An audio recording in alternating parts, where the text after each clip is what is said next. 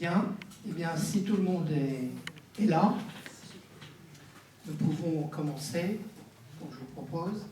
Donc, chers amis, nous sommes heureux de nous retrouver pour la reprise de nos activités 2026 pour notre association Le Valois Monarchique.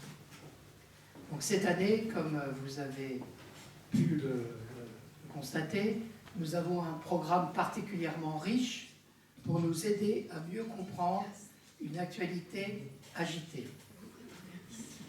C'est moins qu'on en puisse dire, je pense.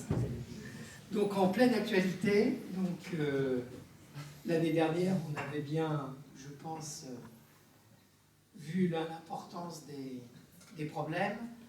Donc on parlera des relations franco-algériennes qui sont entrées dans une phase aiguë depuis la reconnaissance en 2024 de la marocanité du Sahara occidental.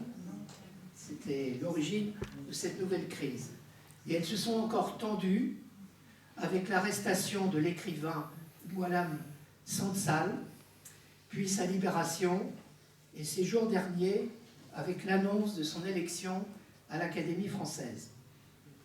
Donc, chaque jour, d'ailleurs, il y a de nouveaux événements qui touchent l'Algérie. Donc, Monsieur l'ambassadeur nous en parlera. Alors, à Chantilly, nous sommes particulièrement attentifs à ce qui touche l'Algérie. Et pourquoi? D'abord parce que la ville d'Alger, qui avait été prise en 1830 sur ordre du roi Charles X, c'est notre duc d'Aumale qui s'empara de la Smala d'Abdelkader en 1843.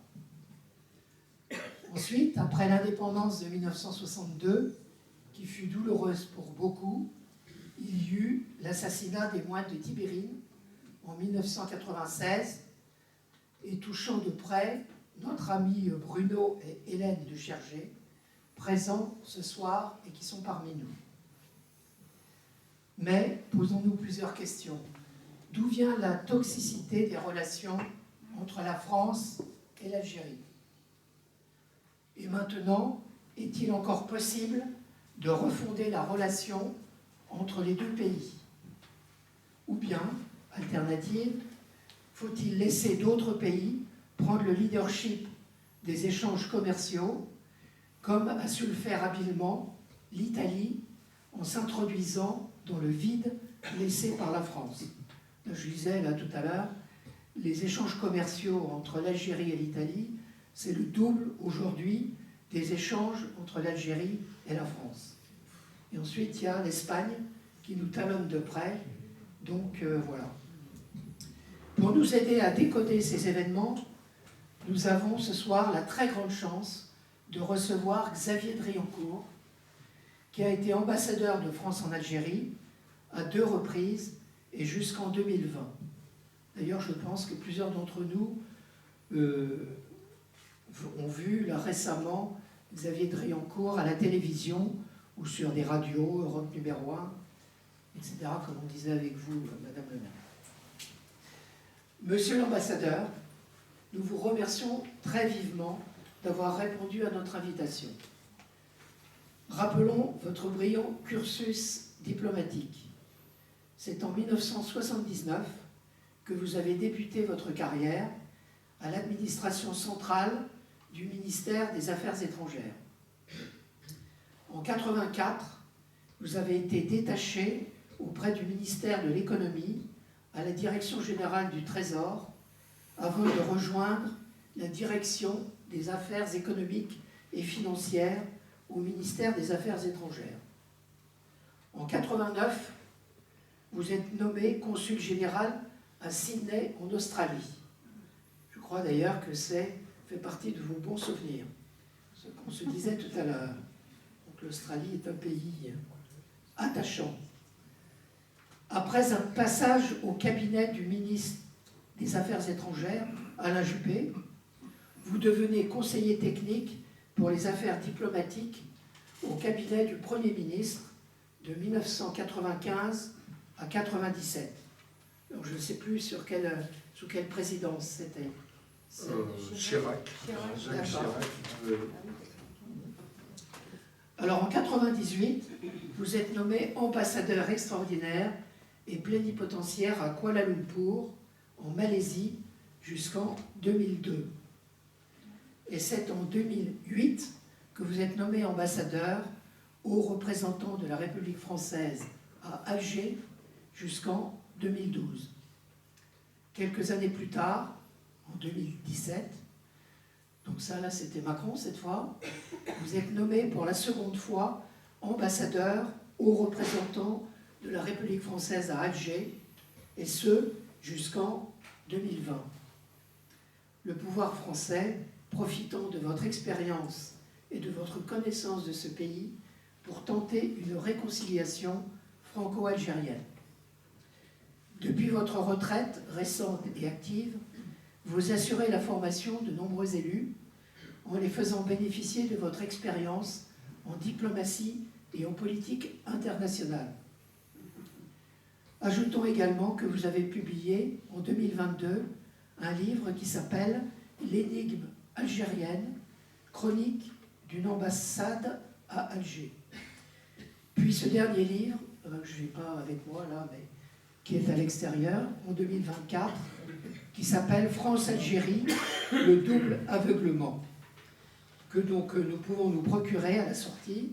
Vous avez la table à la sortie de cette salle, et qu'on pourra se faire dédicacer. Donc monsieur l'ambassadeur, très gentiment, a accepté de dédicacer son livre après la session de questions-réponses qui suivront la conférence sur les relations entre la France et l'Algérie. Voilà, donc merci encore.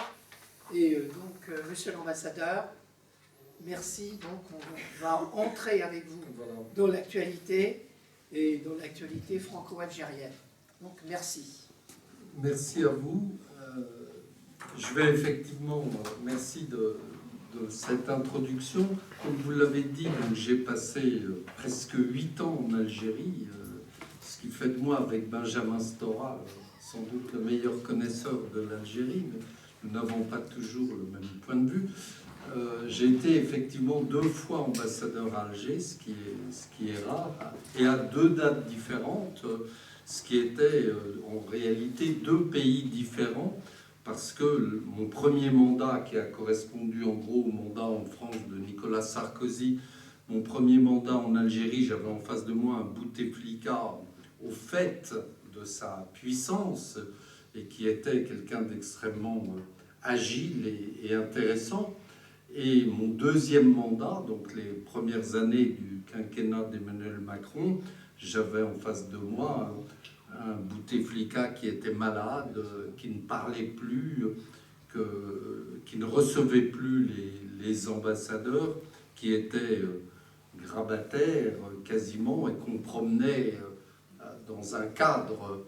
C'est un cadre et sa photo que l'on promenait dans les différentes réunions officielles.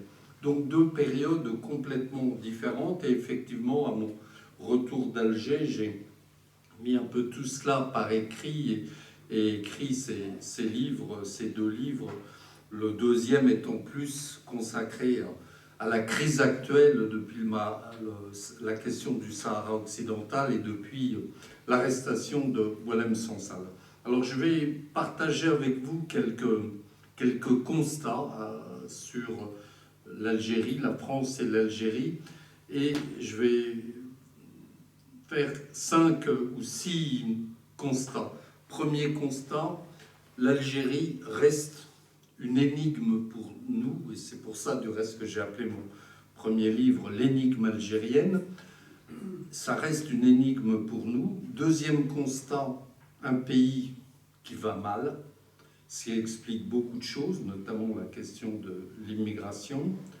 Troisième constat, l'Algérie, c'est de la politique étrangère, mais c'est avant tout de la politique intérieure française, et c'est ça la spécificité de l'Algérie par rapport à d'autres pays.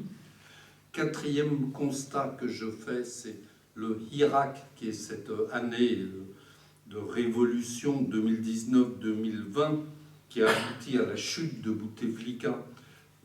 Cette période a été le révélateur des contradictions. Cinquième constat, je ferai la difficulté des relations franco-algériennes. Et sixième constat, en fond de tableau, il y a évidemment aujourd'hui la question de l'immigration algérienne et qui est particulièrement sensible et très particulière. Alors, premier constat, l'Algérie, c'est une énigme pour nous. Si je vous interroge, il y en a certains qui sont peut-être allés en Algérie, mais la plupart des Français sont allés au Maroc, connaissent le Maroc, connaissent la Tunisie, sans parler d'autres pays méditerranéens, mais très peu de Français sont allés en Algérie. Et c'est un paradoxe parce que nous avons colonisé ce pays pendant 132 années, depuis 1830 à 1962, et curieusement, paradoxalement, nous connaissons très mal l'Algérie.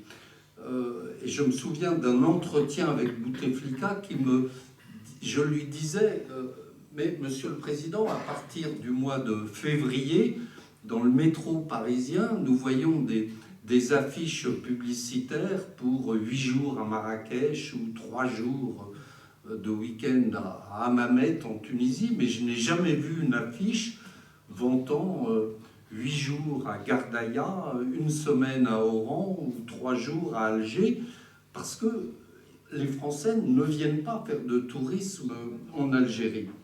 Et donc, nous ne connaissons pas l'Algérie, et ce n'est pas étonnant parce que l'Algérie est un pays extrêmement compliqué. J'employais une formule lorsque j'étais à Alger, je disais, et je le dis toujours, c'est la Corée du Nord, mais une Corée du Nord qui est à 800 km de Marseille. Une Corée du Nord dans le sens que c'est un système politique extrêmement compliqué, obscur, opaque. Alors l'Algérie a un rapport compliqué avec l'histoire. Elle a eu 132 années de colonisation française où nous avons laissé notre mode de fonctionnement administratif, nos institutions. Ensuite, il y a eu, après 62, 20 ans de système quasi soviétique, militaro-soviétique, la période de Ben Bella, boumedienne. Ensuite, 12 ans, 13 ans de guerre civile, une guerre civile terrible qui a opposé les islamistes aux militaires algériens. Enfin, 20 ans de Bouteflika, à partir de 1999 jusqu'en 2019. Et en 2019, démission de Bouteflika à la suite de cette simili-révolution, le Irak, et depuis 2019, les militaires, avec Tebboune, ont repris le pouvoir. Donc une histoire compliquée, mais en même temps une très grande complexité politique, dans le sens où, en France, on parle du gouvernement, on parle des autorités. En Algérie, on parle des décideurs, on parle du système. Le système, personne ne sait trop ce que c'est, ce que recouvrent ces termes, mais le système, dans le fond, sous Bouteflika, c'était un équilibre entre l'armée, les services de renseignement et le président de la République. Donc il y avait un système à 3 pôles: le président Bouteflika, le chef des services de renseignement qui était le général Médienne, qui était chef des services de renseignement depuis 1979. Donc vous vous rendez compte la longévité d'un chef des services de renseignement à ce poste. Et enfin, le 3e pôle, c'était le chef d'état-major de l'armée. Et donc, dans un système à 3 pôles, 3 intervenants, il y a forcément une alliance de 2 contre 1. Donc le système réussissait à peu près à fonctionner par un vague consensus, mais un consensus sur l'immobilisme essentiellement. Dans mon 2e mandat, à partir de 2017, le système était réduit à 2 personnes, parce que le général Médienne, le chef des services de renseignement, avait été écarté, et il y avait uniquement, à la place de Bouteflika qui était malade, il y avait son frère, Saïd, aujourd'hui en prison, et le chef d'état-major de l'armée. Donc à 2, un système à 2 entités, forcément il y avait encore davantage d'immobilisme. Et donc, ce qui caractérise le mode de fonctionnement politique algérien, c'est l'incapacité à prendre des décisions. Et donc, encore une fois, ce système ne fonctionne que pour la gestion de l'immobilisme. Je vous donne un exemple. En 2017, j'avais eu comme idée, en prévision de 2022, c'est-à-dire le 60e anniversaire de l'indépendance de l'Algérie, j'avais eu comme idée de faire commencer le Tour de France à Alger. Le Tour de France commence chaque année dans une ville à l'étranger. J'étais allé voir le directeur du Tour, Christian Prudhomme, qui m'avait dit, vous savez, monsieur l'ambassadeur, j'ai 40 villes, dont Tokyo, qui attendent pour le départ du Tour de France. Ce sera compliqué. Mais enfin, pour l'Algérie, on va voir, on pourrait faire une exception. Christian Prudhomme et son équipe sont venus à Alger. Ils ont rencontré le Premier ministre, aujourd'hui en prison, le ministre des Sports, aujourd'hui en prison, le ministre de l'Intérieur, aujourd'hui en prison, et chacun était individuellement extrêmement heureux de cette idée en disant c'est formidable, ça va faire une publicité gratuite pour l'Algérie, ça plaira, la première étape du Tour de France, ça plaira aux Algériens d'Algérie, ça plaira aux Algériens de France, ça plaira également aux pieds noirs ou à ceux qui ont quitté l'Algérie. Donc tout le monde était enthousiaste à cette idée. Et puis, encore une fois, le système était dans l'incapacité de prendre une décision. Et même si chacun individuellement était d'accord, ils n'ont pas réussi à me donner une réponse. Et donc, au bout d'un certain temps, 6 mois, Christian Prudhomme et l'équipe du Tour de France ont décidé de donner la priorité en 2022 à une autre ville parce qu'ils ne pouvaient pas attendre indéfiniment. Donc, on a un système politique qui ne fait que gérer l'immobilisme. Et dans ce système, il y a un certain nombre de... Encore une fois, le système a évolué depuis 1962. Il y a eu la période Ben Bella, il y a eu la période militaire de Boumedienne, il y a eu la période Chadli, il y a eu la guerre civile, et puis 20 ans de Bouteflika. Mais les fondamentaux du système, ou les lignes de force du système, sont les mêmes depuis 1962. Et moi, je les identifiais, ces lignes de force, comme étant les cinq piliers du fonctionnement du régime algérien. L'opacité, parce que c'est un pays extrêmement opaque. Les ministres algériens ne donnent jamais leur numéro de téléphone portable. Ils n'ont pas d'adresse mail.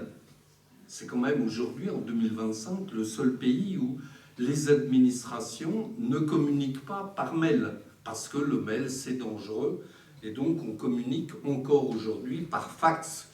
Donc l'opacité. Deuxième fondamental du système, c'est le nationalisme, un nationalisme extrêmement fort. Troisième élément, troisième pilier du système, c'est le discours anti-français, parce que un pouvoir qui n'a pas de légitimité de l'élection trouve sa légitimité dans un discours anti-français, une détestation de la France.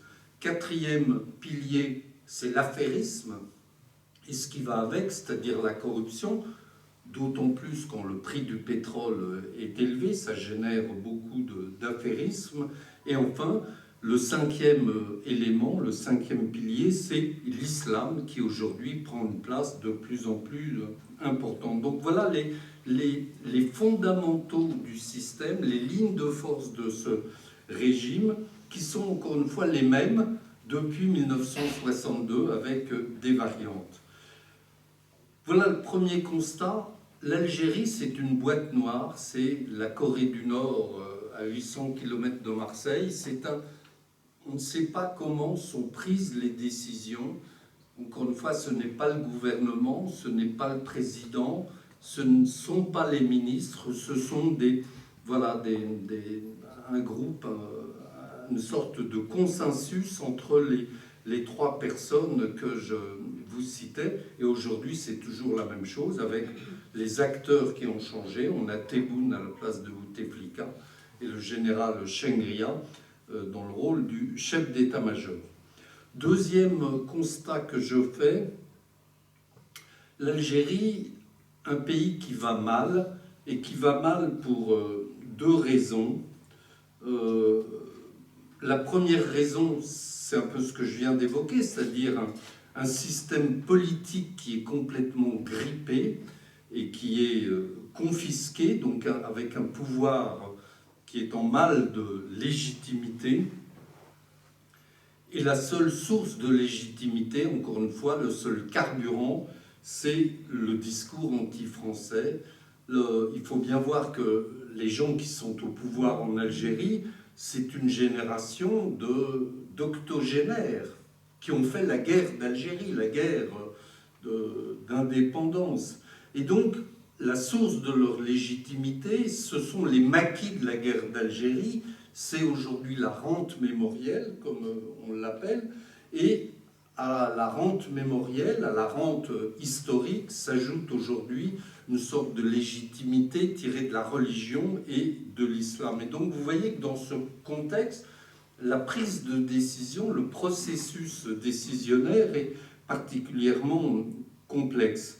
Et encore une fois, le système tient parce qu'il y a un pacte entre l'armée et les services de renseignement qui ont fait le choix de mettre au pouvoir Bouteflika hier, Tebboune aujourd'hui, et qui ont fait le choix de l'immobilisme, donc pour perpétuer ce système, et les octogénaires passeront le pouvoir ensuite aux septuagénaires, et quand les septuagénaires deviendront octogénaires, ils passeront à leur tour le pouvoir aux septuagénaires. Donc, l'Algérie va mal parce que, première raison, le système politique est complètement verrouillé. Et l'Algérie va mal aussi, alors ça m'a surtout frappé au cours de mon deuxième séjour, parce qu'il y a une société algérienne qui est, je dirais, fatiguée ou qui est crispée, lasse, elle est lasse parce que il n'y a aucune ouverture politique, encore une fois. Depuis 1962, ce sont les mêmes qui gouvernent et ce sont les mêmes qui ont fait la guerre d'indépendance et qui se relaient au pouvoir et qui ensuite passent le pouvoir à leurs enfants. Donc, aucune ouverture politique. Une société qui est fatiguée par 15 années de terrorisme et de guerre civile. La guerre civile de 1991 à 2002-2003, elle a fait quand même 250 000 morts. Donc c'est énorme, une guerre civile entre les terroristes islamistes et le pouvoir, donc 250 000 morts. Et de ce fait, on a une société algérienne qui a pris des habitudes de vie, de renfermement sur soi, de recours à la religion. Il n'y a aucune vie sociale à Alger, sauf pendant la période de Ramadan, mais sinon Alger est une ville triste, bien plus triste que Londres, un dimanche de pluie au mois de novembre. Il n'y a aucune vie sociale dans Alger. Il y a des habitudes de couvre-feu, il y a des barrages systématiques sur les routes, sur les autoroutes. Donc ces années de terrorisme ont façonné la vie sociale algérienne. Une société qui est islamisée, je ne dis pas islamiste, mais qui est islamisée, parce qu'encore une fois, elle s'est réfugiée dans la religion pendant la guerre civile, et c'est une société qui est devenue religieuse, bigote, je crois que c'est surtout ça qui frappe. Encore une fois, pas islamiste, bien qu'il y ait des islamistes, mais une société religieuse, islamisée, une société qui est coupée en deux entre les plus de 40 ans ou les plus de 50 ans qui parlent encore français et une jeunesse algérienne qui a été complètement arabisée et qui aujourd'hui est anglicisée parce que le gouvernement algérien a décidé d'éradiquer la langue française depuis 2 ans, d'éradiquer la culture et l'influence française, et donc une jeunesse qui manie la langue de l'Internet, l'anglais, en plus de l'arabe, et donc ce qui veut dire une perte évidemment de l'influence culturelle, linguistique française. Et enfin, dans cette société, donc qui encore une fois est une société qui va mal, qui voit l'enrichissement des élites, l'enrichissement procuré par le pétrole, par le gaz. Dans cette société qui va mal, il y a ce que j'appelle des régulateurs ou des soupapes qui permettent, j'allais dire, un certain mieux vivre ou qui permettent de tenir le coup, si je puis dire, et qui permettent à la population de survivre.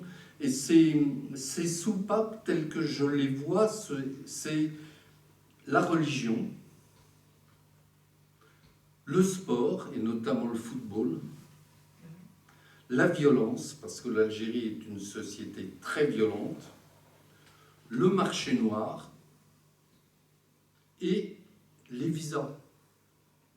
Donc ces 5 éléments, et notamment le dernier, ces 5 éléments sont des éléments qui permettent à la population algérienne de surnager, de survivre et de se dire que voilà, on peut se réfugier qui dans l'islam, qui dans le football, qui dans le marché noir et les trafics, et qui dans l'espoir d'avoir un visa pour aller en France. Donc ce sont des régulateurs du mal-être algérien, mais le point important, c'est que les 4 premiers régulateurs, ils sont en Algérie, et que le 5e régulateur, les visas, c'est un régulateur que manie la France, et notamment les consulats français.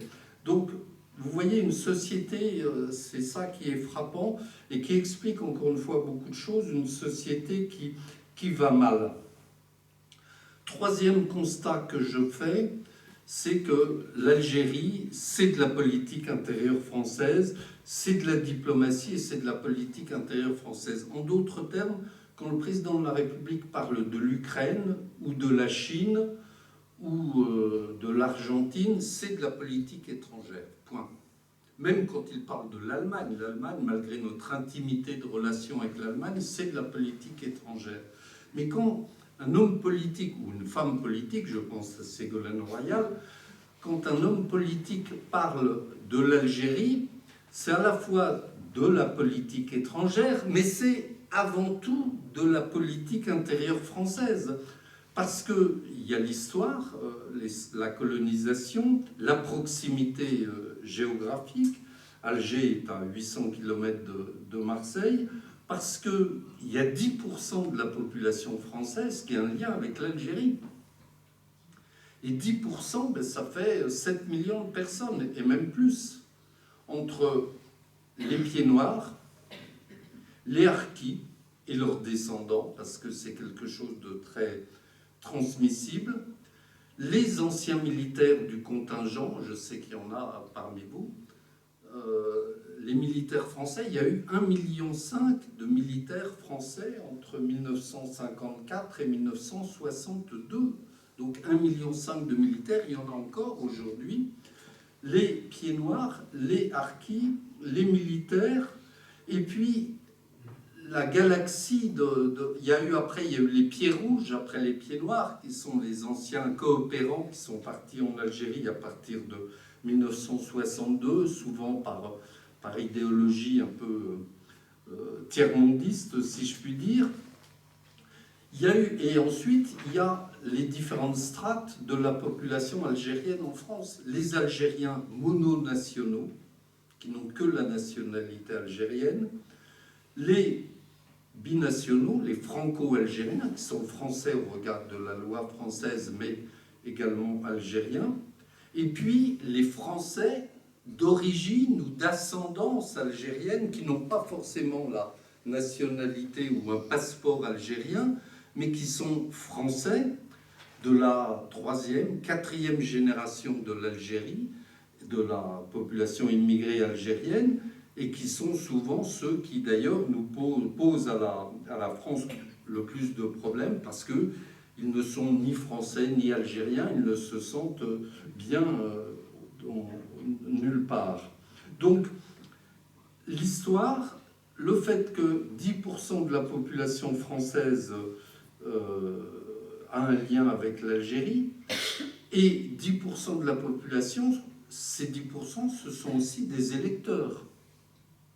Ce qui explique aussi la drague que fait LFI, M. Mélenchon, vis-à-vis d'une partie de cette population algérienne ou d'origine algérienne. Et troisième raison pour laquelle l'Algérie, c'est de la politique intérieure française. Moi, ce qui m'a frappé durant mes 8 années en Algérie, où j'ai vu défiler beaucoup d'hommes et de femmes politiques, c'est l'absence totale de lucidité de la classe politique française vis-à-vis de l'Algérie. Je m'explique. Les partis de gauche ou les politiques de gauche ont les souvenirs de François Mitterrand, ministre de l'Intérieur au moment de la guerre d'Algérie en 1954, puis ministre de la Justice en 1956 dans le gouvernement Guy Mollet, et le même François Mitterrand a envoyé 136 condamnés à mort à la guillotine. Les socialistes, la gauche, a en tête également comme souvenir le même François Mitterrand et son attitude ambiguë vis-à-vis du FIS, FIS, vis-à-vis des islamistes en 1991. Donc, toute une partie de la gauche a ses souvenirs en tête et, dans le fond, ces souvenirs sont davantage des remords que des souvenirs. Et ce qui explique l'espèce de repentance ou de bienveillance qu'il y a vis-à-vis de l'Algérie dans la classe politique de gauche. Et une absence totale de lucidité sur la réalité du système algérien. Mais c'est la même chose à droite de l'échiquier politique, où il y a les souvenirs et les remords du général de Gaulle en 58, je vous ai compris, l'ambiguïté du je vous ai compris, et puis les souvenirs et les remords aussi du retour en 62 des Pieds Noirs et des Harkis, donc d'une population de 1,5 million, 1,8 million de personnes dans des conditions dramatiques en France. Donc, voilà, dans tous les partis politiques et chez tous les politiques que j'ai vus, connus à Alger, il y a cette espèce d'absence de lucidité qui explique encore une fois beaucoup de choses dans le discours politique français, encore aujourd'hui, en 2025-2026, vis-à-vis de l'Algérie. Et évidemment, en plus de ces souvenirs et de ces remords, aujourd'hui, il y a la question de l'immigration qui est un peu en toile de fond de toute notre relation avec l'Algérie.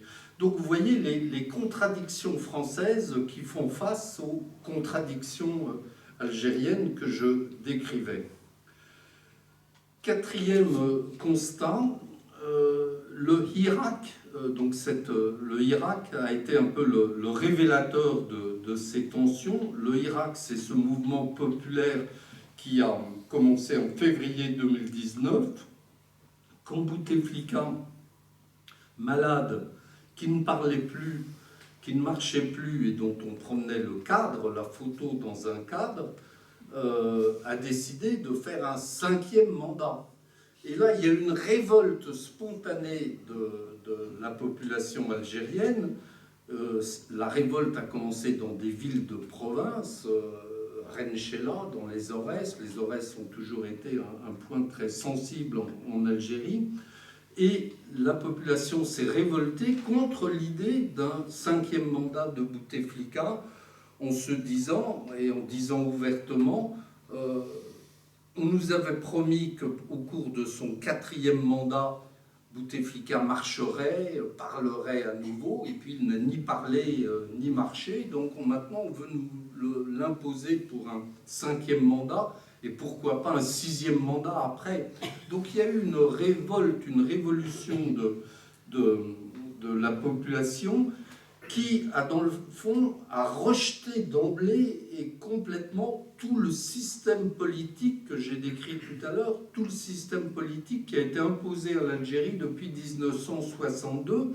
Et c'était frappant de voir pendant les marches qu'il y avait à Alger et dans les villes algériennes, les photos des révolutionnaires de 1954 qui figuraient parce que les manifestants disaient « les militaires nous ont volé notre indépendance, nous ont volé la révolution et nous ont volé l'indépendance en 1962. » Et ces manifestations ont duré pendant 1 an, tous les vendredis et tous les mardis,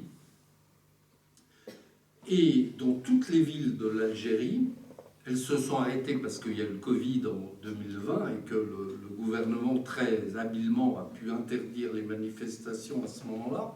Mais Tebboune, le président algérien, m'avait dit « Monsieur l'ambassadeur, pendant le Hirak, nous avons eu très peur. » Et ils ont eu très peur parce que, effectivement, il m'avait dit le 8 mars 2020, nos services de renseignement, et c'est autant la santé ou l'éducation, ça fonctionne mal en Algérie, mais les services de renseignement fonctionnent bien. Nos services de renseignement ont comptabilisé 13 millions de manifestants.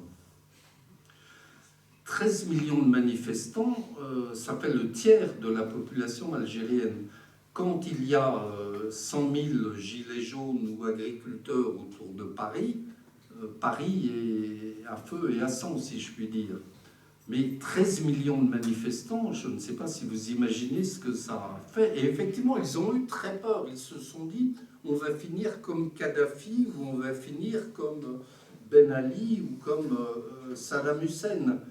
Et ce qui explique encore une fois qu'aujourd'hui, qu'ils ont repris les choses en main, ils sont décidés à ne plus jamais avoir peur. Vous nous avez fait peur en 2019, en 2020, vous avez failli nous renverser, et bien aujourd'hui, plus jamais nous n'aurons peur et plus jamais vous nous ferez peur, ce qui explique la répression qui existe aujourd'hui en Algérie et le fait que l'armée qui a repris le pouvoir veut aujourd'hui le garder et ne plus jamais avoir peur, encore une fois. Donc ce qui explique que le moindre étudiant qui publie quelque chose sur Facebook ou un des réseaux sociaux, TikTok ou autre, s'il n'est pas en phase avec le régime, il va à la case prison, ce qui explique que Boualem Sansal a été arrêté, ce qui explique que Kamel Daoud fasse l'objet d'un procès, etc., etc. Alors, 5e constat, la difficulté des relations franco-algériennes. Les relations franco-algériennes, elles sont, je dirais, de type CAC 40. Il y a depuis 62 des périodes haussières et des périodes baissières. Et ça a toujours été le cas. Bon, je mets à part la période De Gaulle, Pompidou, où là on cherchait surtout à apaiser les choses après l'indépendance de l'Algérie. Mais après, ça a été une période sans arrêt sinusoïdale sous Valéry Giscard d'Estaing, avec les premiers dossiers difficiles à propos du pétrole, à propos du gaz, à propos de l'immigration, déjà, la question du regroupement familial. Ensuite, sous François Mitterrand, la relation a été également très compliquée. Elle a commencé sur une phase ascendante avec l'idée de renégocier le prix du gaz à la hausse, pas à la baisse. Aujourd'hui, on cherche à négocier à la baisse, mais à l'époque, Mitterrand, au nom de la générosité et du tiers-mondisme, voulait renégocier le prix du gaz à la hausse de manière à ce qu'on paie un prix juste à l'Algérie. Ça a commencé très fort et puis ensuite il y a eu à nouveau pas mal de difficultés Et puis les Algériens n'aimaient pas beaucoup François Mitterrand parce que justement, eux aussi avaient le souvenir du Mitterrand de la guerre d'Algérie.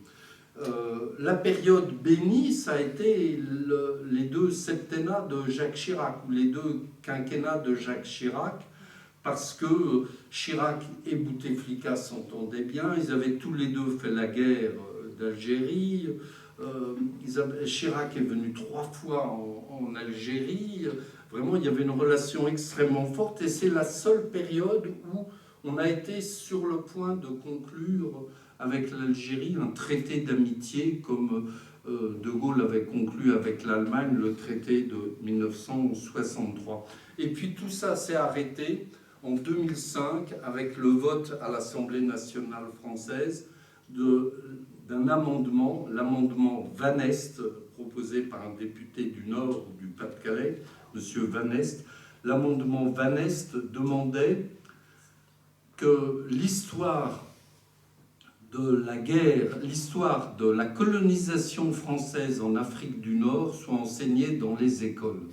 Ça ne mange pas de pain, mais ça a été vu par les historiens français et les historiens algériens comme une attaque contre l'Algérie. On a appelé cette loi la loi sur les bienfaits de la colonisation. Elle ne parlait pas du tout des bienfaits de la colonisation, elle parlait simplement de l'enseignement de la colonisation française en Afrique du Nord.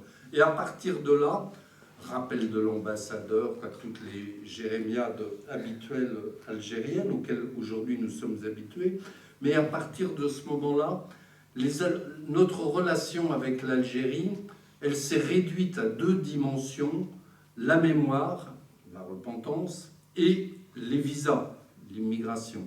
Ça a été les 2 seuls aspects de notre relation avec l'Algérie à partir de 2005, de cet amendement Van Est. Et puis j'arrive à la période actuelle, où là aussi on retrouve donc une période sinusoïdale. Emmanuel Macron a commencé très fort en février 2017 en qualifiant la colonisation française de crime contre l'humanité. Il est venu ensuite à Alger, plein de projets pour la suite. Et puis patatras, il y a eu encore des difficultés. Il a eu beau faire beaucoup de gestes mémoriels, la réhabilitation de Maurice Audin, de l'Arbi Ben Midi, etc. Donc tous les gestes mémoriels. Il y a eu une première crise en 2023 parce qu'à un moment, le ministre de l'Intérieur a décidé de réduire les visas vis-à-vis de l'Algérie et du Maroc. On a pénalisé le Maroc parce qu'on ne voulait pas pénaliser que l'Algérie seule. Donc première grave crise dans la relation franco-algérienne sous Emmanuel Macron, qu'il a réparé en allant faire une visite officielle à Alger de 3 jours en août 2022, où là encore on s'est embrassé, on a dit qu'on avait des tas de projets ensemble. Et puis après, c'est retombé avec la crise à partir de l'été 2024, la reconnaissance du Sahara occidental marocain et la rupture complète, et une crise qui dure toujours aujourd'hui. Il n'y a plus d'ambassadeur d'Algérie à Paris, il n'y a plus d'ambassadeur de France à Alger. Il y a eu l'arrestation de Boualem Sansal, il y a le journaliste Christophe Glaise qui est depuis bientôt 2 ans en prison en Algérie. Donc les relations sont complètement arrêtées depuis l'été 2024. Donc il y a eu, voilà, là aussi une très grande sinuosité, une très grande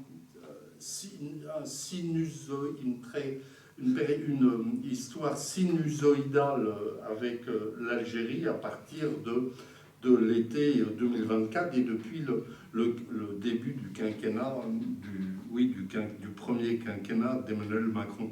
En réalité, je crois que le président de la République n'a pas lui-même une vision très, très claire de la relation avec l'Algérie, et il pense naïvement, à mon sens, qu'en faisant des gestes, en tapant dans le dos du président Tebboune, en l'embrassant, en faisant tous les gestes mémoriels, etc., les choses se calmeront avec l'Algérie et qu'on aboutira à une relation pacifiée. mais je pense qu'il n'a pas en tête que le discours anti-français est quand même une des composantes, une des sources de la légitimité du pouvoir algérien, et que c'est ça le carburant qui fait vivre le régime algérien. Et il oublie également une autre chose, c'est que l'Algérie, dans le fond, n'a pas été formée par 132 années de colonisation française, mais elle a été surtout formée par 20 ans ou 30 ans de système soviétique, et par le KGB, et par l'URSS de Brejnev. C'est pas un hasard si l'URSS avait soutenu le FLN dès 1954, et jusque dans les années, au tournant des années 90. Donc l'Algérie et les militaires algériens ont été formatés intellectuellement, davantage par l'URSS de Brejnev que par la colonisation française.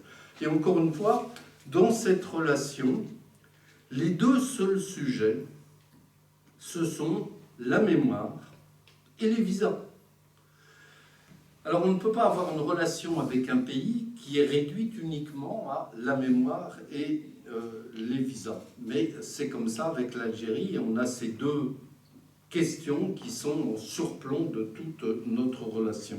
Et enfin, le dernier constat que je fais, c'est évidemment la question de l'immigration qui est centrale. Alors, on a beaucoup parlé, tous les hommes politiques en parlent, et on parle beaucoup de l'accord franco-algérien de 1968, parce que je suis le premier à avoir mis ce dossier sur la table par une note que j'avais faite pour la Fondapol en 2022. Et tous les hommes politiques s'en sont emparés en disant il faut abroger l'accord de 1968. Alors qu'est-ce que c'est que cet accord? Pour le résumer de manière très simple, en fait, les accords d'Évian prévoyaient la libre circulation entre la France et l'Algérie. Prévoyaient donc la liberté de circulation totale dans les deux sens, les Français pour aller en Algérie et les Algériens pour venir en France, parce que un des sujets clés de la négociation d'Évian, c'était le statut des pieds noirs, des gens qui ne s'appelaient pas encore les rapatriés, mais c'était le statut des Français d'Algérie, parce qu'on pensait à l'époque de la négociation d'Évian qu'ils resteraient en Algérie après l'indépendance. Et donc, ces Français qui resteraient en Algérie, il fallait leur donner la liberté, la possibilité de revenir en France librement. Et comme les Algériens ne voulaient pas donner de droits particuliers aux Français d'Algérie, on a décidé de dire il y aura la liberté de circulation pour tout le monde, et pour les Français et pour les Algériens. Donc on a vécu avec la liberté de circulation à partir des accords d'Évian jusqu'en 1968.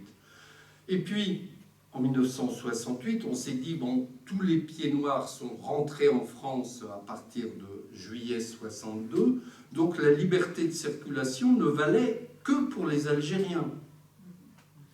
Et alors, on a négocié cet accord du 27 décembre 1968, qui, d'une part, supprime la liberté de circulation au profit des Algériens, mais en échange de cette suppression, donne un certain nombre d'avantages exceptionnels aux Algériens par rapport aux autres nationalités, sur l'installation des Algériens en France, sur le regroupement familial, sur le fait qu'ils ont un titre de séjour de 10 ans, que l'autorité administrative française ne peut pas retirer. On ne peut pas retirer un titre de séjour à un Algérien, il faut que le juge se prononce, et uniquement s'il y a eu une atteinte à l'ordre public. Sur le fait, autre avantage, sur la régularisation des sans-papiers, automatiquement, au bout de 10 ans, sur le territoire. Il n'y a pas de vérification des conditions d'utilisation, de connaissance de la langue française, ou des conditions d'intégration ou d'insertion dans la société française. Bref, il y a une liste d'avantages que les Algériens ont par rapport aux autres nationalités en échange de l'abandon de la liberté de circulation. Et donc cette question de l'immigration algérienne, et aujourd'hui avec la fameuse question des OQTF, évidemment, elle est centrale dans la relation franco-algérienne. Je vous donne un exemple, et puis je terminerai après là-dessus. Quand j'ai quitté Alger en 2012, nous délivrions, nos 3 consulats d'Algérie, nous délivrions 220 000 visas par an. Quand je suis revenu en 2017, en juin 2017 à Alger, nous délivrions, nos consulats délivraient sous l'effet de la politique de Laurent Fabius, qui était ministre des Affaires étrangères, nos consulats délivraient le double, 430 000 visas en 2017. Alors j'ai posé la question à l'époque au ministre des Affaires étrangères, Jean-Yves Le Drian, et au ministre de l'Intérieur, Gérard Collomb, pour leur dire, bon, voilà ces 2 chiffres, quelles sont mes instructions pour les 3 ans, 4 ans que je vais passer à Alger? Est-ce qu'il faut que je reste à 430 000 visas? Est-ce qu'il faut que je revienne au chiffre précédent qui était 220 000 visas? Ou au contraire, est-ce qu'il faut que je monte jusqu'à 800 000 ou 900 000 visas, comme c'était le cas dans les années 80? La réponse des ministres a été faite pour le mieux. Bon, j'ai fait pour le mieux, et avec le ministère de l'Intérieur et le Quai d'Orsay, auquel je reconnais j'ai un peu tordu le bras, nous sommes en l'espace d'un an redescendus de 430 000 à 270 000, puis ensuite à 150 000. Alors évidemment, les Algériens couinaient, si je peux dire, parce que à chaque réunion de ministres, ils disaient, mais enfin, les visas, ça diminue, on était à 430 000, maintenant on est à 300 000, maintenant on est à 260 000, maintenant on est à 180 000.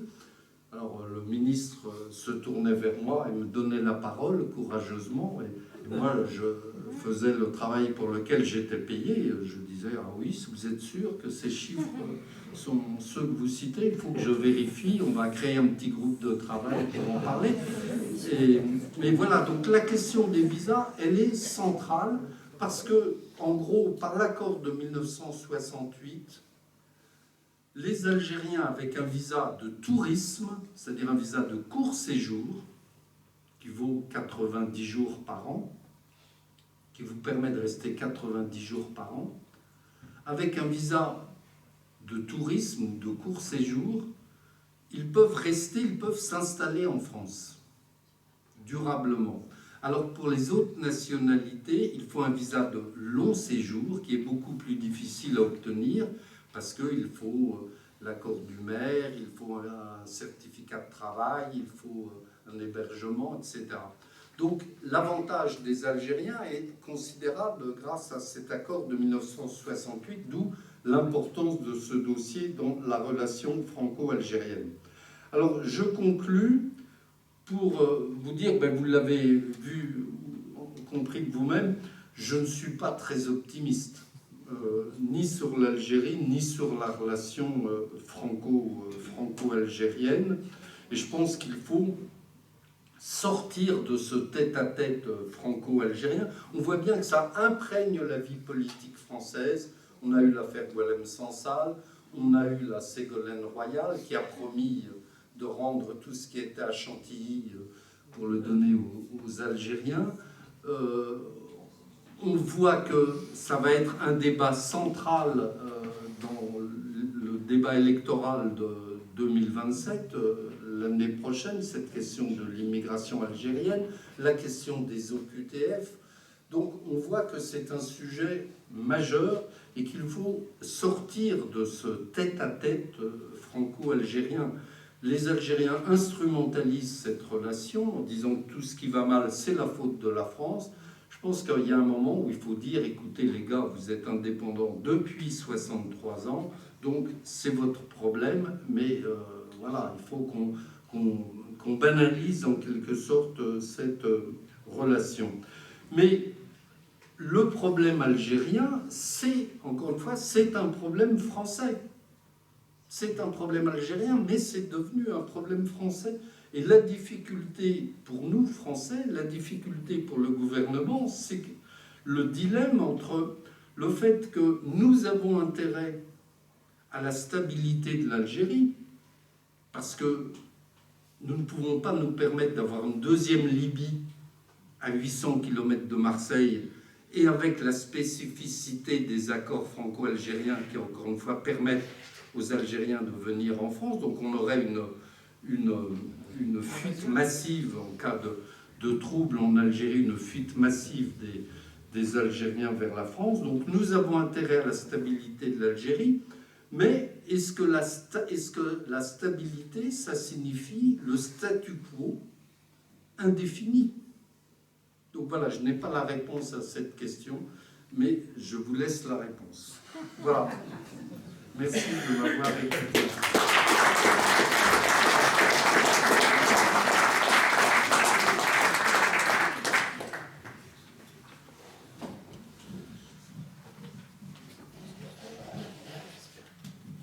Merci beaucoup, monsieur l'ambassadeur, pour toutes ces observations du vécu, en fait. Et donc, on a une idée beaucoup plus précise de la situation entre la France, l'Algérie, ce qui se passe en Algérie, alors qu'on en a une vue un peu journalistique, on va dire.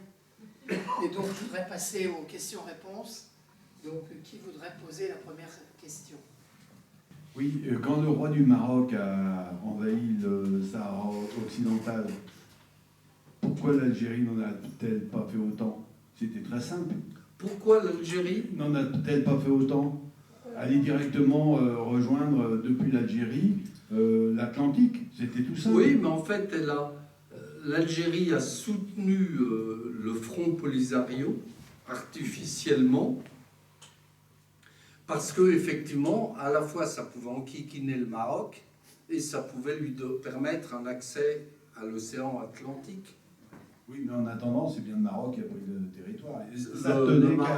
Le Maroc a pris le territoire du Sahara occidental, et la marche verte, plus les accords d'Abraham, plus la lettre du 30 juillet 2024 du président de la République au roi du Maroc, ont officialisé cette appartenance au Maroc.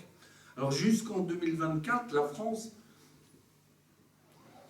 disait aux Algériens, et je leur disais à chaque fois, on vous soutient, c'est compliqué, on va renvoyer ça à l'ONU. Et en même temps, disait au Maroc, bon, on dit des tas de choses aux Algériens, mais on est de votre côté et on renvoie ça à l'ONU. Alors ça a duré pendant 25 ans, jusqu'au moment où on s'est brouillé et avec le Maroc et avec l'Algérie, et donc le président de la République a décidé de sortir de ce piège dans lequel il s'était mis lui-même. Merci. Quels sont les rapports entre la Kabylie et le pouvoir central? Ils ne sont pas bons. Les Kabyles ne sont pas des Arabes. Les Kabyles disaient et disent à juste titre qu'ils étaient là avant les Arabes, comme les Juifs d'Algérie, du reste. Donc les rapports ne sont pas bons. Mais paradoxalement, la plupart des dirigeants ou des hauts fonctionnaires, ou en tout cas beaucoup de dirigeants ou de hauts fonctionnaires algériens sont kabyles. Ce sont un peu, je dirais, les Corses de l'Algérie, qui sont à la fois irrédentistes et puis en même temps partout. Mais les rapports ne sont pas bons, et la Kabylie ne vote pas aux élections algériennes. Le taux de participation en Kabylie est de l'ordre de 1 à 2%. Et la plupart des Kabyles, j'ajoute, sont en France. L'immigration algérienne vers la France, ça a été, dès le 19e siècle, une immigration kabyle, parce que c'était, je ne sais pas si vous connaissez la Kabylie, mais c'est une région de montagne, les terres cultivables sont très rares, et donc voilà, l'immigration algérienne vers la France était largement kabyle. prenez un taxi à Paris, vous tomberez sur un Kabyle. Merci. Merci pour votre exposé tout à fait passionnant. Vous posez énormément de questions. Bon, ceci étant, dans les tout derniers jours, on en a reparlé au niveau de la gouvernance. On rappelle qu'il y a une assemblée algérienne, une assemblée algérienne qui a voté tout récemment une loi qui parle de sur la criminalisation de la criminalisation. Bon. Et puis on a vu 15 jours après qu'il y avait un Sénat qui lui est revenu en arrière, hein, c'est-à-dire que, si j'ai bien compris, il a raboté un petit peu là, oui, le texte, oui. Oui, il n'exigeait plus des indemnisations comme la première loi. Et en fait, c'était M. Tebboune qui, si j'ai bien compris, a forcé le Sénat à prendre cette décision. À quoi sert-il? Oui, la politique algérienne, c'est un théâtre, un peu comme en France d'ailleurs, mais c'est pas le même théâtre. Mais effectivement, je ne crois pas qu'il y avait d'intention particulière d'atténuer la loi, la première version de la loi sur la criminalisation, mais c'est pour montrer à l'opinion publique et notamment à l'opinion française, vous voyez comme on est sympa, on ne va pas dans le sens des extrêmes et on essaye de ménager la France. Je crois qu'il ne faut pas tellement chercher d'explications. Oui, j'ai une question concernant l'influence de la Chine en Algérie. Moi, l'influence de la Chine, je travaille beaucoup dans la construction, sur des gros projets en Algérie, et tous les donneurs d'ordre, tous les gens qu'on voit sont des Chinois. Ils travaillent avec l'armée, j'ai l'impression qu'ils ont une main mise sur le pays. Notamment sur le BTP. L'autoroute Est-Ouest, l'autoroute qui va vers le sud, tout ça c'est construit par les Chinois. Et les Chinois, sont très très présents dans le BTP, les hôpitaux, les autoroutes, les ports, toute l'ingénierie est chinoise. Mon collègue chinois m'avait dit il y a quelques années qu'à l'époque il y avait plus de 100 000 Chinois en Algérie. Alors 100 000, c'est pas beaucoup au regard de la dimension de la Chine, mais ça veut dire que la Chine ne fait pas travailler les Algériens, quoi. Elle importe sa main-d'œuvre et c'est pas du tout créateur d'emplois, la relation économique avec la Chine. À cause de la langue. Et il m'avait même précisé, cet ambassadeur, qu'en fait, il faisait travailler des Nord-Coréens. Est-ce que l'émigration des Algériens vers la France ne montre pas qu'il y a toujours un lien très fort entre la France et l'Algérie, d'une part, et d'autre part, n'est-ce pas la soupape de sécurité qui permet au régime algérien de tenir? Oui. Il y a tous les Algériens qui ont une certaine capacité de développement, de construire, ils viennent en France. Oui, vous avez raison sur les deux points. D'une part, chaque Algérien a un frère, une sœur, une grand-mère, un cousin en France. Donc l'attraction vers l'Europe, c'est une attraction vers la France et pour la France. Mais en même temps, c'est aussi le moyen pour le pouvoir algérien d'éliminer ou d'évacuer, si je puis dire, une jeunesse turbulente, incontrôlable, qui vit mal en Algérie et qui aspire à autre chose. Donc le régime algérien a compris que l'immigration pouvait être une arme et un vecteur d'influence dans la vie politique française, compte tenu de l'importance de ce sujet en France.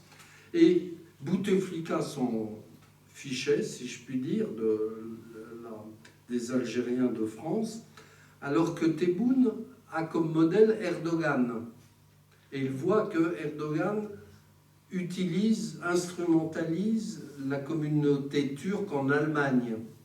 Et il se dit que lui pourrait faire la même chose avec la communauté algérienne en France. C'est un changement de logiciel, ou un changement de pensée entre Bouteflika et Tebboune. Bonjour, j'ai deux questions. La première, c'est pourquoi est-ce qu'il refuse autant le tourisme, qui pourrait être une source de devise? Pourquoi est-ce qu'il refuse? Le tourisme.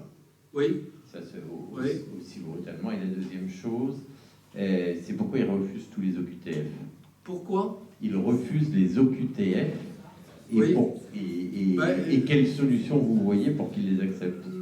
Le tourisme, c'est parce que, dans le fond, il considère, et moi beaucoup d'officiels algériens me l'ont dit, ils considèrent que le tourisme, ça apporte comme au Maroc, la corruption, la prostitution, la pédophilie, tout le mode de vie occidental, comme ils disent.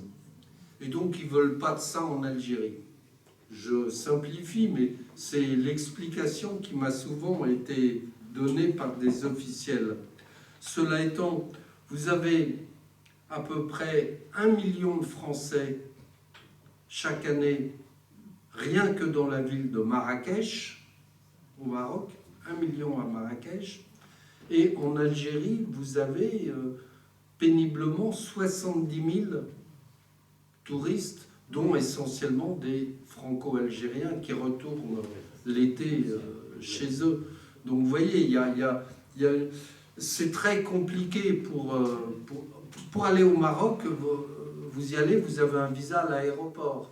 Pour aller en Algérie, il faut aller au consulat. Et si vous êtes journaliste, vous n'aurez pas de visa. Si vous êtes religieux, vous n'aurez pas de visa. Si vous êtes enseignant, on va regarder ce que vous enseignez.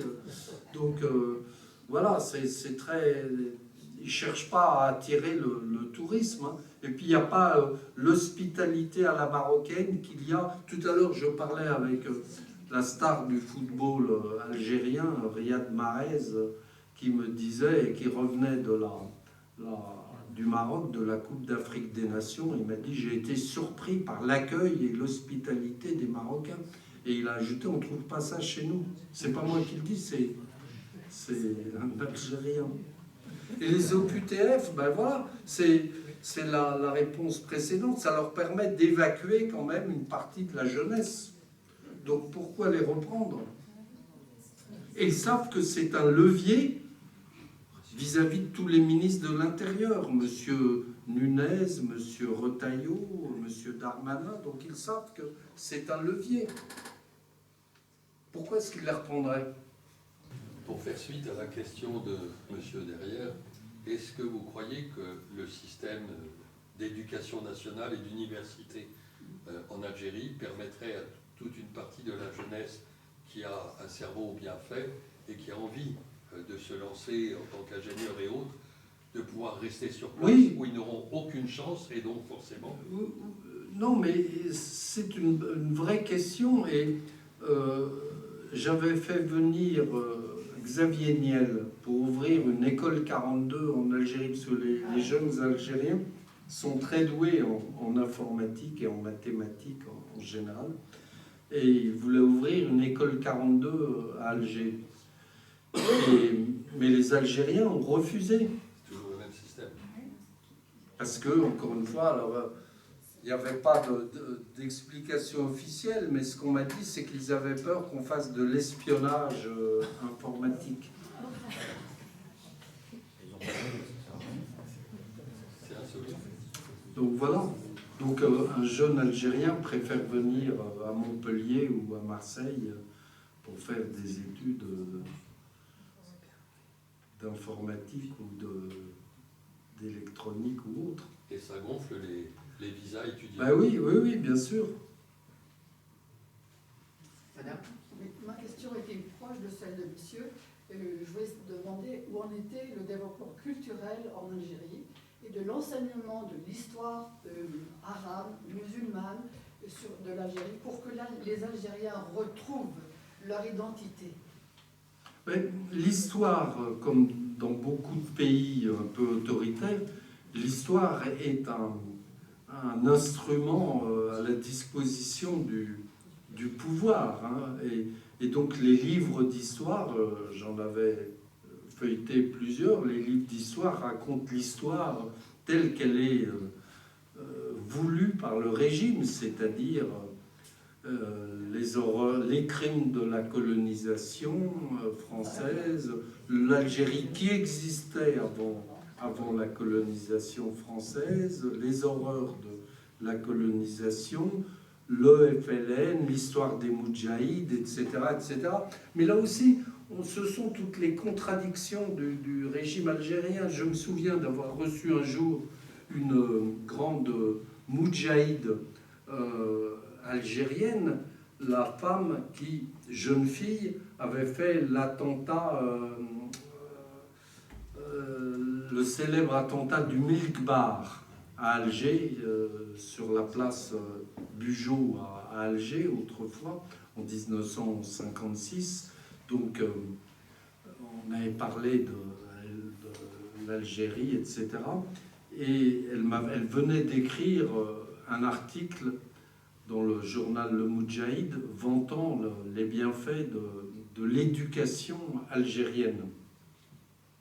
Donc on avait parlé de son article, et à la fin, le café est venu, elle me dit « Excellence, j'aurais une faveur à vous demander pour mon petit-fils qui voudrait s'inscrire au lycée français, parce que vous savez, l'éducation algérienne,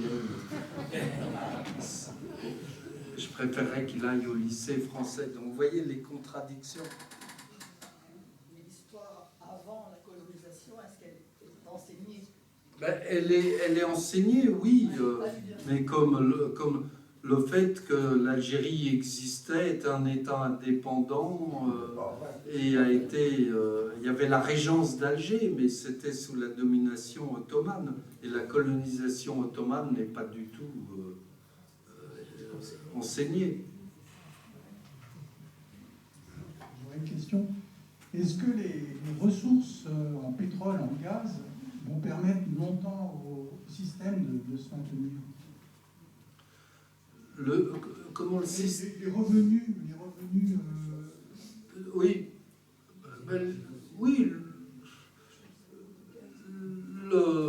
Les revenus des hydrocarbures et du gaz permettent, génèrent... Alors ça, c'était quand le prix du baril était à 80 ou 100 dollars le baril. Aujourd'hui, c'est moins vrai. Mais ça permet ça représente 90% des recettes d'exportation et 95% des recettes budgétaires. Donc ça, c'est l'oxygène de l'Algérie. Mais ce n'est pas du tout créateur d'emplois. Si vous allez dans une raffinerie, vous appuyez sur le bouton « on », et c'est à peu près tout, mais ce n'est pas créateur d'emploi. Donc, voilà, c'est bien, ça génère des revenus qui eux-mêmes génèrent de la corruption, mais ce n'est pas créateur d'emploi. L'agriculture a été massacrée par la collectivisation sous Boumedienne. Donc, si vous voulez, quand vous allez au Maroc et en Algérie, vous voyez quand même la différence. Allez à Tanger, vous voyez les usines Renault et le port de Tanger. Quand vous revenez du côté algérien, à Oran, vous n'avez pas la même chose. Je reviens sur le mémoriel. Vous avez évoqué le récit national à la manière algérienne, mais notre récit national, puisque l'enseignement sur la colonisation est désormais est affiché en tant que dans le programme, quel va être ou quel est le récit national français sur la colonisation? Y en a-t-il un? Y a-t-il liberté de la part des enseignants de faire comme ils sentent, il va peut-être très embêter les enseignants pour aborder des problèmes comme ça. Oui, ça, c'est pas à moi de répondre, mais ce que je constate, c'est qu'on fait quand même, pas seulement au niveau de l'enseignement, mais au niveau politique en général, une certaine pudeur, j'allais dire, pour ne pas dire plus, sur toute cette période-là. La semaine dernière, il y avait une émission à la télévision sur France 2, complément d'enquête sur l'Algérie. Et j'étais interviewé, il m'avait interviewé pendant 2 heures dans les studios de France 2. Et puis l'Algérie, à 14h35 jeudi dernier, a publié une dépêche officielle disant c'est scandaleux qu'on donne la parole à l'ambassadeur Driancourt dont on sait ce qu'il va dire sur l'Algérie. À 16h06, je reçois un message de France 2, complément d'enquête, me disant « Monsieur l'ambassadeur, pour des raisons techniques, on est obligé de supprimer votre intervention dans l'émission. » Et à 21h09, l'émission étant programmée à 23h, à 21h09, une deuxième dépêche algérienne, triomphant, et disant on a obtenu la suppression de l'interview de M. Driancourt. Donc voilà, ça résume un peu notre attitude vis-à-vis de l'Algérie. Mais c'est ce que je disais tout à l'heure, nous ne sommes pas lucides vis-à-vis de l'Algérie. Donc nous n'avons qu'à nous en prendre qu'à nous. Actuellement, il apparaît que il y a l'opposition entre l'Algérie et le Maroc s'intensifie, et notamment par sous des aspects militaires.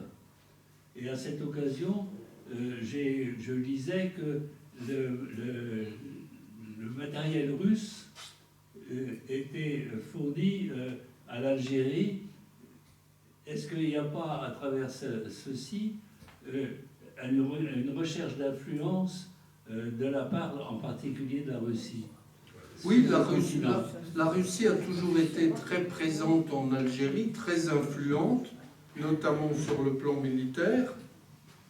Elle fournit l'armée algérienne, et l'opposition Algérie-Maroc, elle dure depuis longtemps. La frontière est fermée entre les deux pays depuis 1994. Les relations diplomatiques ont été rompues il y a 4 ans maintenant, et il n'y a plus de vol entre Alger et Casablanca. Donc si vous voulez aller d'Algérie au Maroc, il faut passer ou par Paris ou par Tunis.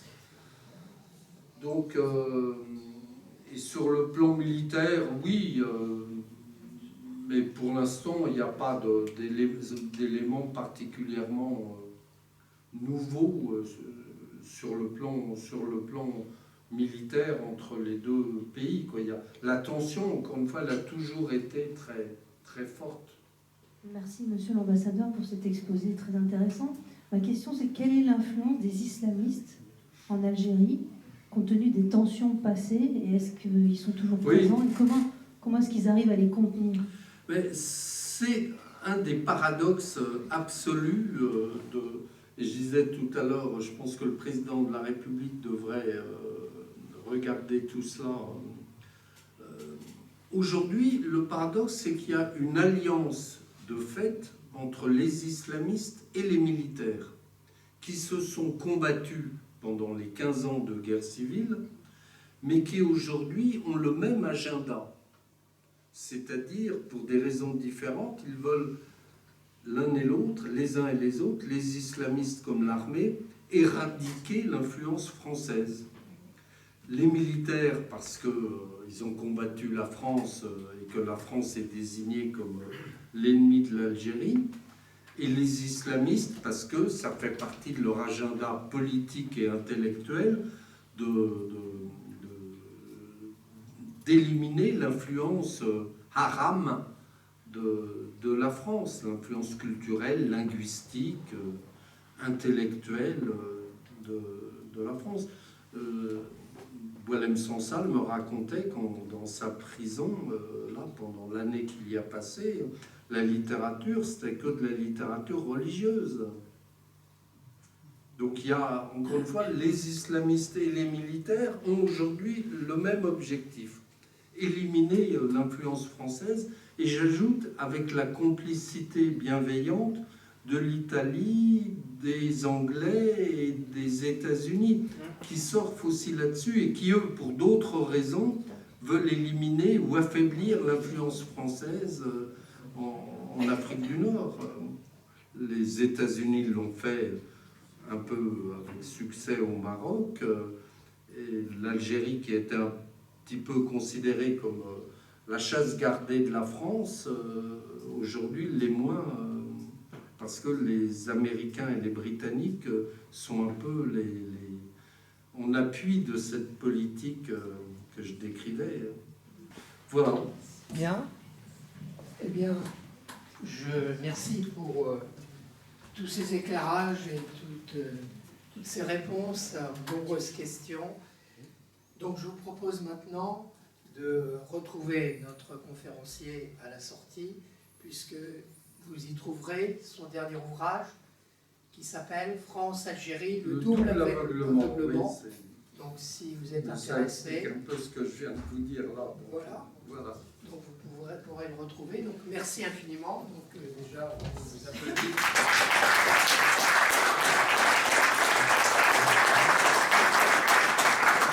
Alors ensuite, je voudrais vous annoncer donc la prochaine conférence qui aura lieu ici le mercredi 4 mars avec Pierre Gattaz, qui est le fils d'Yvon Gattaz, qui venait régulièrement à Chantilly quand il était à l'Académie des sciences morales et politiques, et qui a été à la tête du MEDEF pendant plusieurs années. Et donc voilà, donc il viendra le mercredi 4 mars.